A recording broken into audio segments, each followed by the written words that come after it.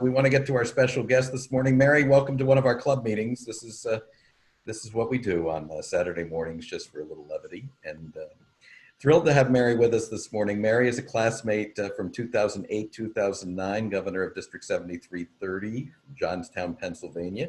But she's also a licensed psychologist, and that is her vocational opportunity to talk with us this morning. So we are thrilled to have her talking about, do you really want to change?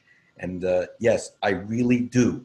So I'm going to be paying very strict attention to our friend Dr. Mary Berge this morning. And Mary, the floor is all yours. We're going to mute everybody else. So give me 1 second while I try and figure out where my mouse is. And then I will unmute you. And now we say the couch is all mine versus the floor. Well, the Zoom is all yours. Well, hi guys. I'm glad to be here again. This is my second passport meeting, so thank you for having me. I like this format, I really do, and it's refreshing to see people from.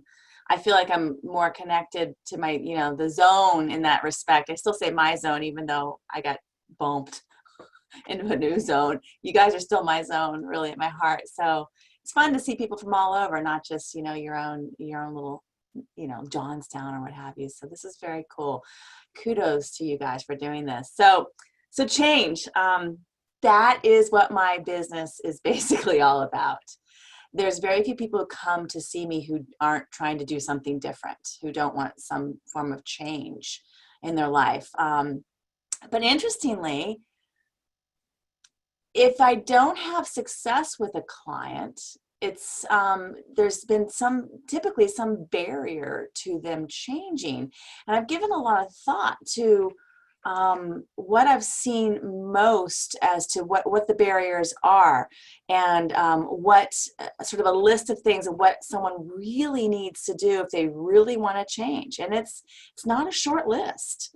But first, let's talk a little bit about the barriers. So on my couch, the number one barrier to change is effort. I hate to say it, but as your psychologist, if I tell you you need to go home and write something down or journal about something every day for the next 7 days, and you come back next week and you haven't done it, it's effort. It takes a heck of a lot of effort to change, to really commit yourself to the process, to the identity of who you want to become. And to buy into that identity and say, I'm going to fully commit to it. So the number one barrier is your effort. Are you really willing to put in the work?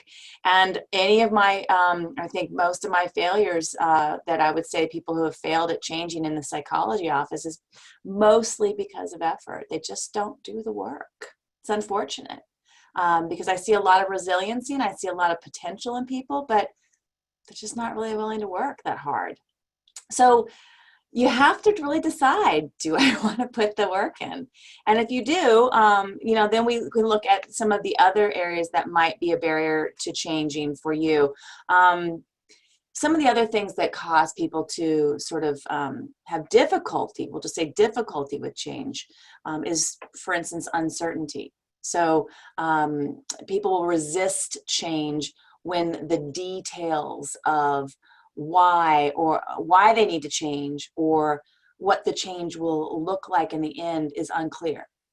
So uncertainty, or even how it should be implemented, when you're not given a clear path as to how to change, you become very uncertain about change. And so it's hard to go for it then, to really commit yourself if you don't have real clarity about how, why, and how we're going to get there. Low confidence is often a barrier to change. So someone may feel threatened by change if they don't really believe that they have the necessary skills to either accomplish the change or to live the change at the end, to really be that change.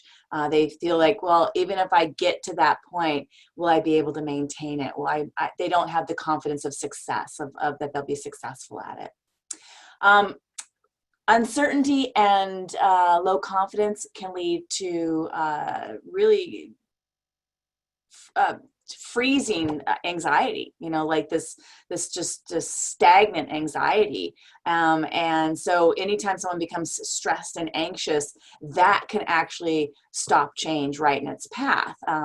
So you go into fight and flight mode, fight versus flight mode, or even freeze mode. And so if you become anxious, change can be difficult. So maintaining a really calm state of mind and being mindful and present can help people to move into a less resistant place of change. Fear is a great one that is a barrier to change. Just the unknown of what that change will create in your life and how things will be different can cause people to feel, quite fearful. So they won't bother to even try.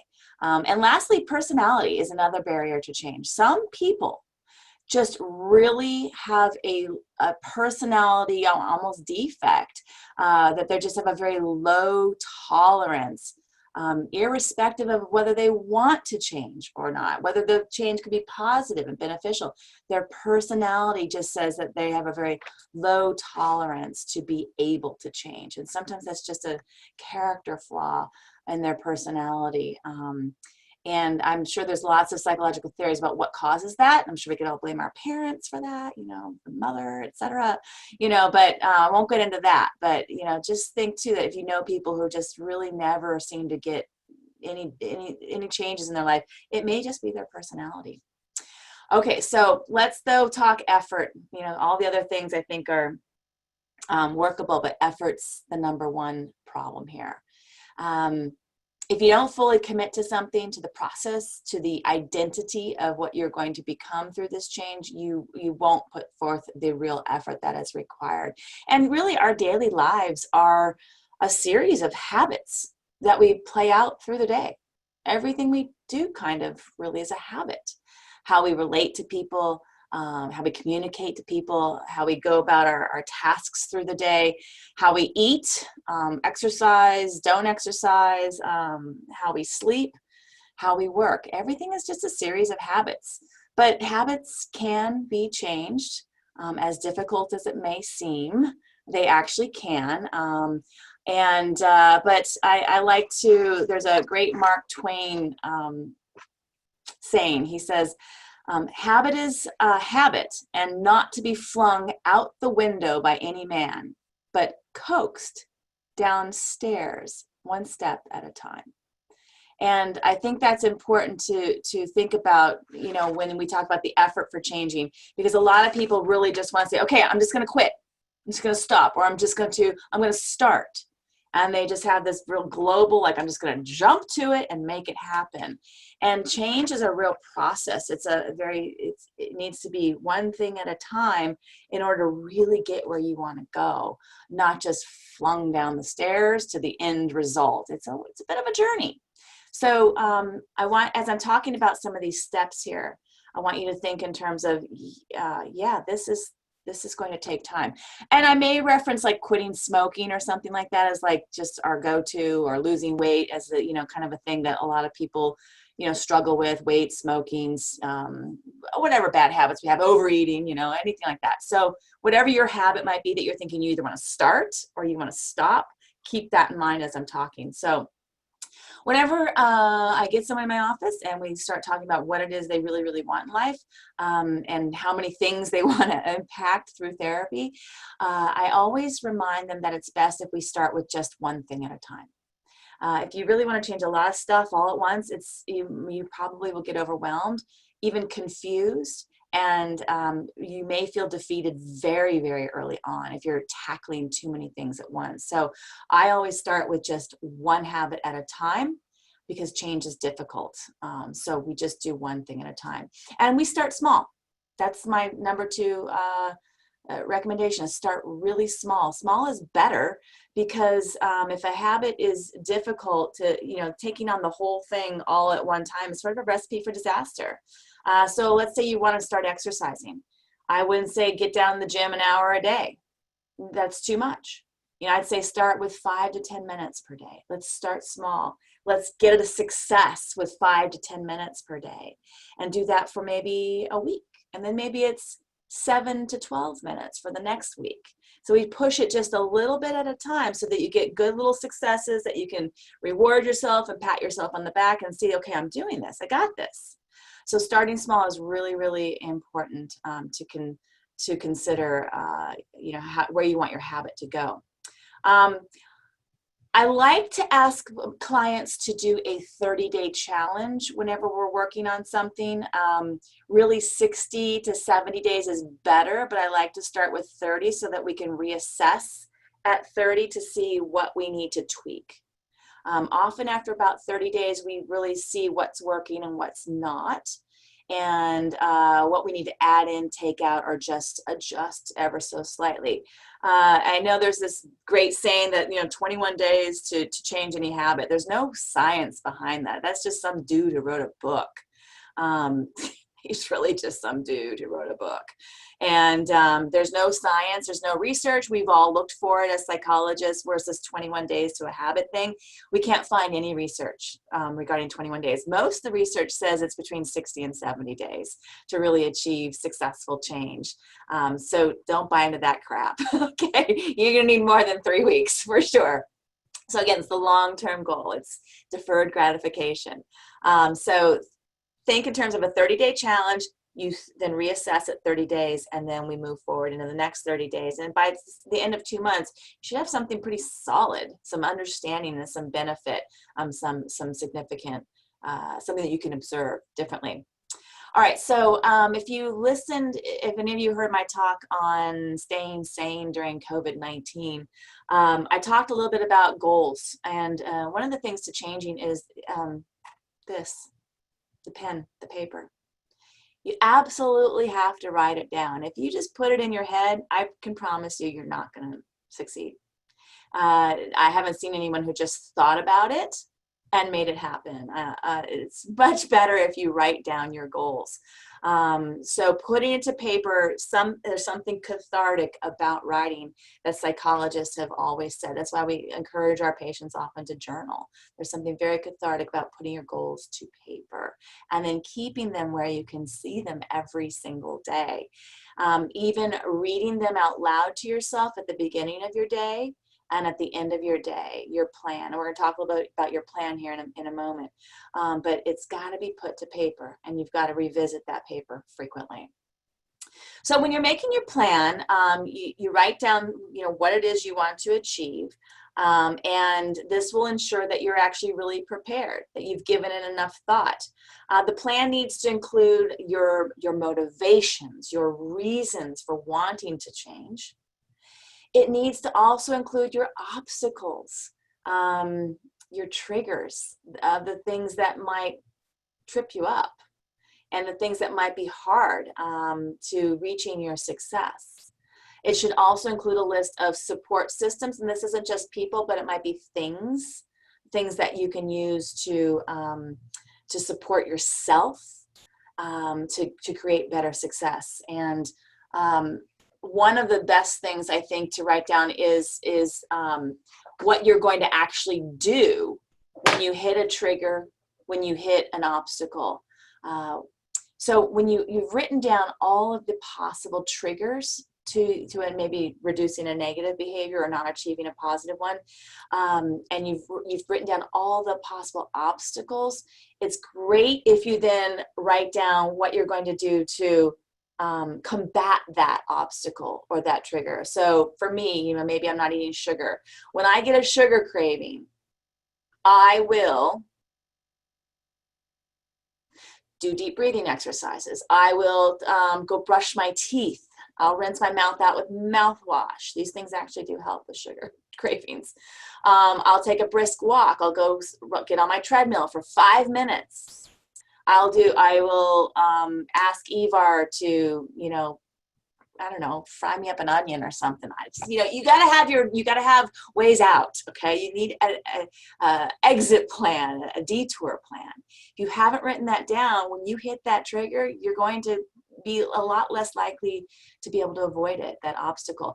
And that's an obstacle actually. So, and then you have to also decide what is a trigger to that. So for me, let's just say, again, we'll just say I'm avoiding sugar. I've noticed that when I drink red wine, for some reason, my sugar centers get triggered.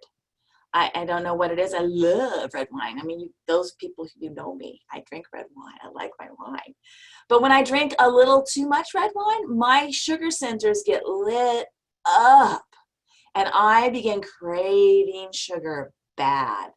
And I will raid the cupboards, and it won't be one cookie, it'll be seven, So I have to know that. And so what am I going to do if I choose to drink red wine tonight? What am I going to do when that trigger happens for me? Or how do I avoid that trigger? Okay, I drink Sauvignon Blanc instead, because that doesn't quite trigger it. Or I can have a vodka and tonic, it doesn't quite trigger my sugar centers. So what do I do to avoid that? You have to know this, and it has to be written down. So identify your obstacles, identify your triggers, and identify what you're going to do to get around those things. Super, super important. Think in terms too of positive triggers or positive habits rather that you can put in place of what you're trying to maybe get rid of. So if I'm quitting smoking or something, again, what would be a positive habit? It may be every time I crave a cigarette, I'm going to go exercise for 5 minutes. I'm going to hit my treadmill or lift weights for 10 minutes or something along those lines. Something that's truly achievable and doable no matter where I'm at. If I'm craving a cigarette, I'm going to do 10 push-ups. I can do that pretty much anywhere unless I'm out in the public, or I might do a meditation for 5 minutes. I can go sit in my car and meditate for 5 minutes. So having a positive habit in place of some of your negative habits is really helpful when you're up against obstacles. Okay, so all of us know that we have that little voice inside of our head. I like to call it the committee. And we oftentimes aren't paying attention to all of the self-talk that we have in our head all throughout the day, but it is there. And I want you to, over the course of the next couple of days, or even this next couple of hours, see how often you can catch yourself talking to yourself in your head, not out loud, just in your head. You'd be amazed at how frequently it is actually occurring. And when we're trying to break a bad habit or trying to change, I think you'd be amazed at how often it might even be negative. So, oh, this is so hard. Oh my God, I hate this. I suck at this. Why did I decide to do this? I'm never going to get there. So we often find in my patients that there's a lot of negative energy in their minds that might be really self-defeating. So when you catch yourself giving yourself a negative pep talk, really do a thought stopping technique. Just say, stop doing that. Stop that, Mary. And replace it with a positive thought. Look, you did great. You just did 10 minutes on the treadmill. Do 5 more. You got this. Support yourself, lift yourself up. You can do this. It's not going to be there by tomorrow, but that's okay. You're doing great so far. You'll get there. Whatever it is you need to say to yourself to support yourself and lift yourself up. But first you got to learn how to catch the negative thoughts. But if you practice this, it gets easier. You'll start to hear yourself a lot more. So be aware of your negative self-talk and stay positive and give yourself positive reminders throughout the day. Pat yourself on the back. Again, for me, exercise has become kind of one of the things that I've been focused on, becoming stronger as I get older. I find that my hands have gotten really weak. I've got some arthritis issues, so I've really started doing a lot of weightlifting to try to improve my strength. And, one of the things I do is when I'm done with my workouts, I flex. As silly as it sounds, but I look in the mirror and I make my muscles, and I look and I say, wow, I've got a muscle there where I didn't have a muscle there 2 months ago. Holy crap, this is working, So giving myself a positive feedback, seeing my progress, and feeling my hand strength and my body strength getting better, not weaker as I get more arthritic every day. That's my positive reinforcement, my feedback. So figure out what yours is and see if you can't, reflect on that every day. Let's see. So anybody have sabotagers in their life? you'd be amazed at how much we will sabotage each other, and you know, our friends, foes, etc. Are one and the same. Again, a lot of patients I often have a spouse or a family member who really don't want them to change, because their change will mean change in the whole homeostasis of the family or the dynamic. That's often why times people do things to team up. Like I see a lot of husbands and wives quit smoking together, or get on an exercise plan or an eating plan or whatever it is together, or communication, like they just have really bad communication. And so they both want to change how they're communicating. So oftentimes it's great to have a partner in crime, but think about who your partner in crimes are in the negative way too. Who might be sabotaging you even temporarily? People who want to quit drinking, for instance, and they've got the other person in the house who's drinking in front of them, you know, that might be hard. Is it sabotage, or is it just life? You know, there's a balance. Can't expect everybody to do what you're doing. You know, can't expect everybody to live like you're living, but sometimes support, it can be garnered in a way that feels less sabotaging. So talk about those things with the people who are around you who feel like they're defeating you in some ways. Let's see here. So mantras. I love mantras. They actually do work, and it sounds silly, but repeating something to yourself over and over and over again, out loud even, is so powerful. Hearing yourself say it, hearing your own voice outside of your mouth is so powerful. Keeping a visual reminder is incredibly powerful too. So have a mantra, develop your own mantra. You can steal one from a quote or a book or a podcast that you've heard that you just love and that motivates you and reminds you of what you need to do, as hard as it is. Have that mantra, and then have a visual reminder of what you're trying to achieve. You know, it might be just a role model, or it might be a saying, or something that you create with your partner together, but using visualization is really powerful. All right, so we all work for rewards, right? Who works for free? Not me. My reward is my paycheck, right? So we definitely need rewards when we're trying to change. Regular rewards, you know, little simple rewards, as well as big ones, milestone rewards.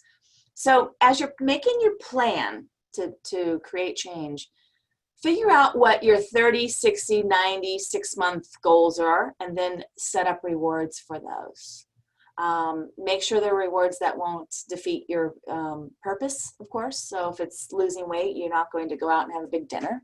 You know, you might say, but I will do, we will celebrate in some way, you know, having maybe it is a dinner, but you're doing it in a really healthy way, but with friends or something, you know, or that you're including, you know, something that you wouldn't normally eat or what have you in that meal, but, or some other reward that I get to buy this XYZ, or we get to go to such and such place. Definitely have rewards. We all work for rewards. It's just intrinsic. Humans are built that way.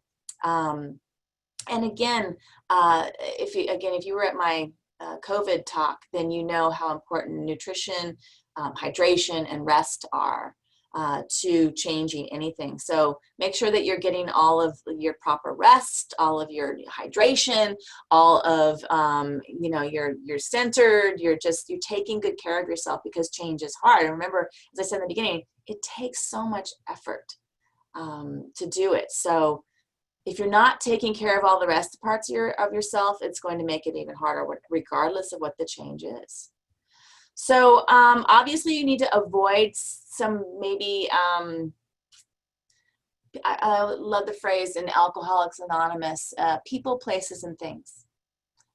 When I used to work at a drug and alcohol center back in the 80s, we always told our addicts and alcoholics to avoid people, places, and things, and even change people, places, and things that are your triggers. And so for a while, you may actually have to avoid certain things. So if you're not drinking, or you're going to eat better, you probably shouldn't be going out to eat that much for the next 30 to 60 days. You may need to avoid certain people, certain events.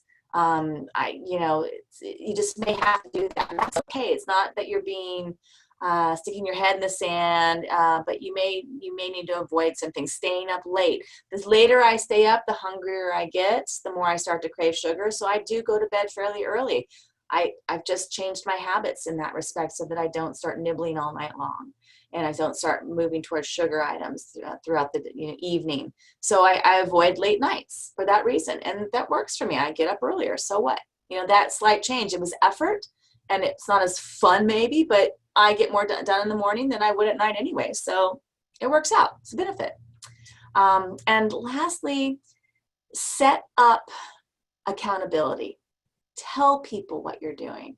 If you keep it a secret, then if you don't make it there, and you get to the point where you're like, oh, I didn't do it, there's no real consequence to it. There's no sort of like, oh, now everyone's going to know. It's really good if you have people knowing what you're doing, because A, they're going to more than likely support you, and they're going to ask about your progress. They're going to ask how you're doing. B, you're probably going to find people in the same boat who are wanting to do what you're doing, and you actually may become a motivator to them. You may actually become someone that they look to feel challenged by, and to say, you know what, if you can do it and you're doing it, I'm going to do it with you.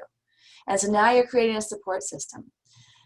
So I really believe in public accountability. If you follow me on Facebook, I put stuff up there on fitness, and like I'll even show myself doing push-ups or something, because it's not really that I'm wanting to do that for me, but there are other people who are saying, you've encouraged me to try to lose weight, you've encouraged me to be stronger, you've encouraged me to do this. And so we do it for each other, and we become this support system for each other, and they motivate me and I motivate them. So public accountability or support system is really important to change. If you're doing it alone, you don't have anybody, then find a support system. God, these days there's groups for everything. So there's no excuse not to find or be able to connect somewhere online, especially via Zoom, etc. So okay, renew your commitment often. Every day, look at your plan, read it out loud. Make sure you're staying on track. Reassess every 30 days. How am I doing? What do I need to do different? And lastly, if this isn't something you can do by yourself, go get help. That's mostly what I do all day long, is encourage people and help people to change. A lot of people ask me, gosh, how do you do what you do? You listen to people who are depressed all day, and they tell you their sad stories, and it's just a lot of heaviness. And I don't see it that way at all. I mean, every person who's coming to me it's so rewarding to be a part of their wanting to change, and so finding unique ways every day. And I mean that unique. I'm like, wow, okay, this is a new one. Let's put our thinking caps on. How are we going to affect you? But as people want to change, everybody wants to change something. So if you need help, go talk to someone. And again, the best way to find someone, even in your own neighborhood these days, is because we're all doing telemedicine. If you go to psychologytoday.com, they have a find a therapist link type thing where you just type in your zip code, and it'll populate with our pictures, little squibs about us. Like if you see me, I have even a little video of like a little bit about my business, so that you kind of get a feel for the person. Like, am I going to connect to them or not? Because you can't connect to every therapist. So if you need help, go for it. Your insurance will probably cover it. So, all right. So I'm going to open it up to questions. Those are my kind of like my 20 top tips for, if you really want to change, put out the effort, and here's how you do it. So questions for you guys. Well, thanks, Mary. While we're waiting for a couple of folks to ask questions, one of my questions is the pandemic. Has that been a catalyst to change, for people to change, or it's been a barrier for people to change? I actually think it's been a catalyst, for some people at least. Some people changed, there was a lot of, I think the first month, a lot of people, we were so traumatized that, the fight, flight, freeze mode kicked in for many, many, many people. And I think a lot of people froze. So, none of us knew what to do. This was a new situation for every single one of us. So there was a lot of freezing, and sort of life sort of stopped. So a lot of people, even me, I started baking bread. I had Evar baking. Well, I didn't bake it. Evar baked the bread. But our house was filled with bread. So I was eating bread all the time. And, I gained a little weight, in the beginning. But we kind of froze, and we're like, what are we doing? But then we realized, okay, what are we doing? And people did start to change. I have seen tremendous, again, I've said this in my talk before, a renaissance of the human spirit. Neighbors are being more neighborly. People are connected in ways that I've never seen before. People had created new habits, new hobbies, new interests. A friend of mine is painting, never painted before. People found ways to change. People got healthy, fit, changed their diets, learned to cook. So I think it actually became a catalyst for change. I think there's going to be a lot of positive things that come out of this pandemic. Of course, there were some people who, maybe I will say we saw an increase in anxiety. So that's become our number one thing that we're treating right now is anxiety. My business, I went up by about 38% in business, in appointments, and my cancellation rates went down by about 40%. And I don't have a lot of cancellations or a lot of no-shows. We're very low at my office on that. But so we saw this real change in just people asking for help, which is good. So, people needed it, and they knew we were so accessible. So didn't have to drive a half an hour to get here, an hour to get here. There's just, time, was easier. So I think it's been a catalyst, Bruce. Okay. And Liz wanted to know if there are different kinds of change that are more or less successful. So what kinds of change, like if somebody comes to you and says, I want to change this, do you have a gauge on whether they're going to be less successful than they think at that, or are there other kinds of changes that are easier for them to change? Yeah, I'm going to reflect back on the size of the change. I think that's the most important. So when somebody comes to me with a really big idea, they really want to know this huge change. If it's unrealistic, it's going to be a lot harder to achieve, of course. I don't mean to sound so obvious, but sometimes I think, you really have to break it down. So the smaller the change, the easier it is to get there. I don't think behaviorally and scientifically that I've come across things that are harder to change as far as behaviors, like gambling, smoking, weight loss, communication. I think the hardest thing to change is personality, but it is actually it is doable.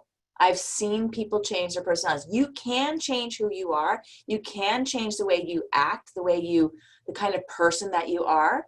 I think that is one of the harder things, and then one of the things that takes a bit more in-depth work because it takes more analysis of how your personality has developed, where it comes from, how I need to see how it is on a day-to-day basis. That's a longer process and a much more in-depth one, but it is doable, and I have seen people change their personalities. Now, if it's a personality disorder, a true character disorder, that's a very long-term process and hit or miss to say whether it's doable or not. That's interesting. Julie has an interesting question. What's the most unusual change you have seen with a patient? Obviously, protecting the names for HIPAA.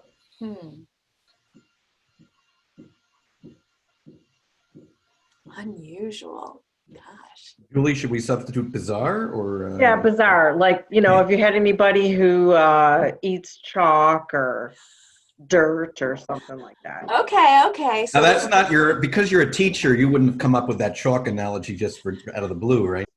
Yeah, that's called pica, and that's a real disorder. It's called pica, and it's usually seen mostly in children, actually, that they eat things.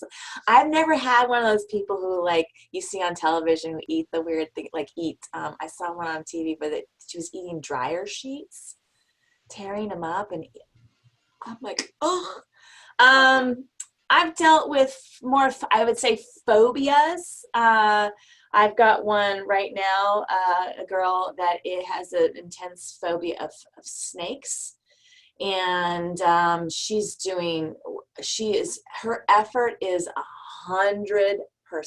She is so motivated to change, and she's created an identity of herself of a person who's not going to be afraid of snakes. And she's doing remarkable. We're real close, and only in a matter of a few sessions to reduce that phobia and I eventually will have her holding a snake. Does she work in a zoo? I can go years without seeing snakes. Well, where we live, she lives in a very rural part of the area here, and so she has a very large lot of acreage, and there's a lot of garter snakes and mostly garter snakes, some black snakes. They do like Western Pennsylvania. I think she'll be holding a snake. I got to figure out where you can rent a snake because I don't have one, but I guess some of the sexual disorders are some of the weirder ones, maybe, that people have wanted to change and or how to live with more functionally. There's some strange sex stuff out there, so I'll just leave it at that. Since Russ's granddaughter just joined us, that's we appreciate that. We're just gonna leave it there. Want to introduce her, Russ? Oh, the little one. Rosie, say hi to Rosie. Rosie, say hi to everybody. Hi. Hi, Rose. Hi, Rosie. Yeah, so I was saying that I was scanning them like, oh, you know what? Let's just move on. Future Rotarian. So Mary, if you have a sugar craving and you eat a couple of donuts in response, which somebody put in the chat box, is that good or bad? It's bad. But you know, so here's the thing. You sometimes you have to give in a little bit, but the term is little, and so a couple is not okay. Yeah, normally he'd eat 5 or 6, so 2 is really cutting back. good, right? I always tell people, when you do have a setback, you need to plan for your setbacks. They're going to happen. It's not going to be this great, perfect line. It's going to be a rocky road. It's a roller coaster change. So when you do have a setback, you just go, okay, I'm not going to kick myself. I'm not going to feel guilty about it. I'm just, tomorrow, I start fresh and we move on. Maybe tomorrow I do something a little leaner. Tomorrow, maybe I consume another extra 24 ounces of water, and maybe I'm gonna do an extra half an hour on the treadmill. I'm not gonna be angry at myself. When you hear the negative thoughts like, geez, what's wrong with you? See, you did it again. All that negative talk is probably going to lead you to do it even worse and feel like a failure. You don't need to feel like a failure. You need to plan that there are ups and downs, there are good days and bad days. And you're going to have days where it's just not as good as the rest. It's the totality of the change, though. And again, that's why we said look at a 30, 60, 90, 6-month plan, because it's not about just today and what I did today. It's not about this, what I put in my mouth just now. It's about where I want to go. And I am planning for a donut. I'm going to tell you right now, there's this place half an hour from here that makes the most amazing bacon maple donuts I've ever put in my mouth. I've had one in my entire life. And I'm doing that next week for my birthday. One of my friends is taking me there for my birthday. I'm like, I want that donut for my birthday. I haven't had a donut in 6 months. So I'm going for the donut. But I've planned for it. So sometimes even if you can plan in some not cheat days, but cheat moments where you say, I'm going to go ahead and have a little piece of candy. And you do it at a time when you know it's not going to trigger more and more and more. You do it right before bed, so I have to go to bed now. And then I brush my teeth right afterwards. So don't kick yourself. So what? So you made a boo-boo. Move on. Everybody does it, move on. Start fresh. Hey, I understand. And by the way, you brought up your birthday. Everybody, yesterday was Mary's birthday. So happy birthday to Mary. Happy birthday to Mary. Happy birthday, dear Mary. Happy birthday to you. Wow, John, he knew. That was very impressive, John. That was real impressive.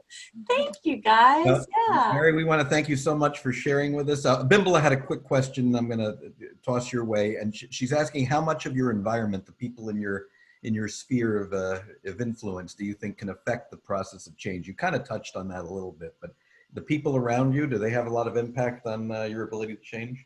Yeah, I really believe they do. If you've got a support system and people who are encouraging you, whether it's on Facebook, whether it's in your direct, in your home, in your community, the more people in your circle, I talk to my clients about the circle of love, the more people that are tightly holding hands around you, supporting you, absolutely cheering you on. And my Rotary friends and my Facebook friends are my biggest they're my biggest cheerleaders. My family's very small.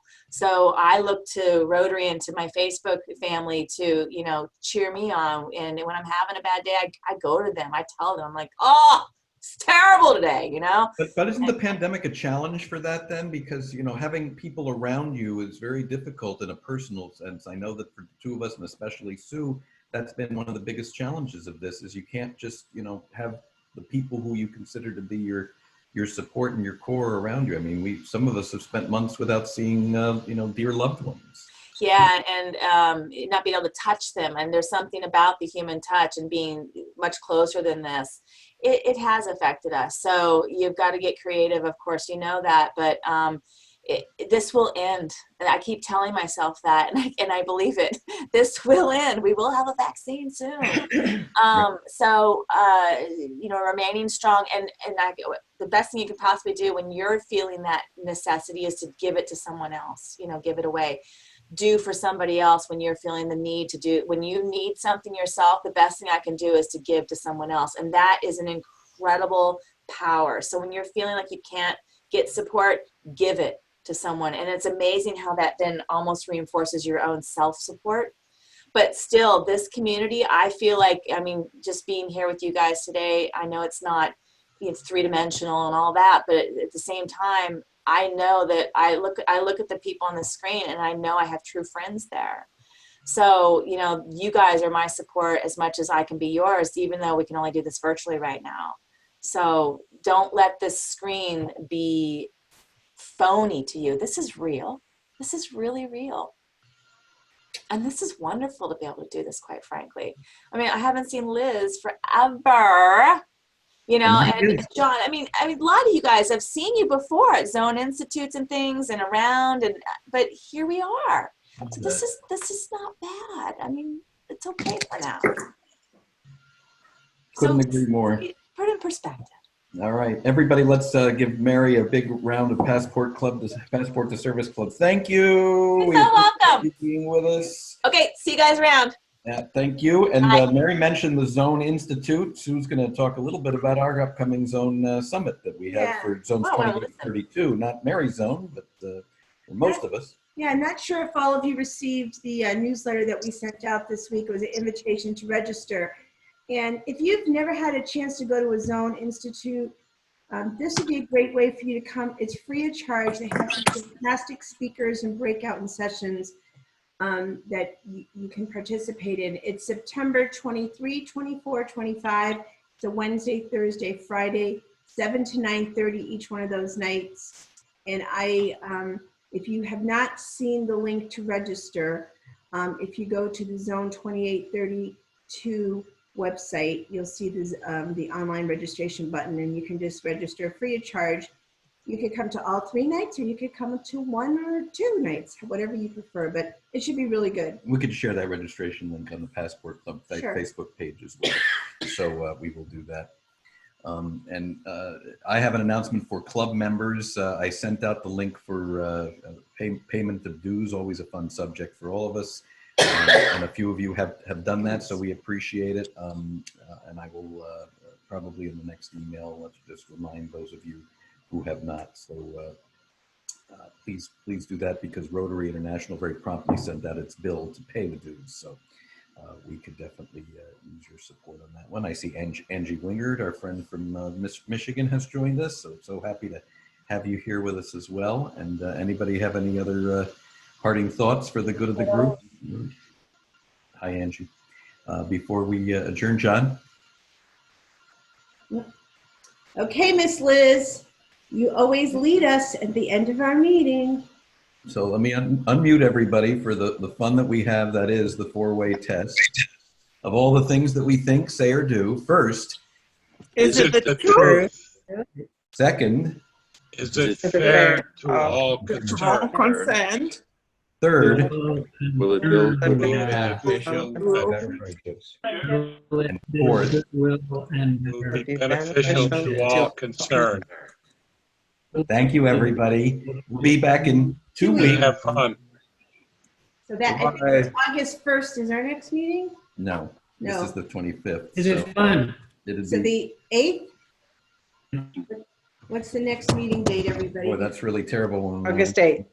August 8th. All right. August 8th it is. We'll see you all then. Have a great couple of weeks and stay safe and stay healthy. Thanks for joining us Hasta for luego. this next time.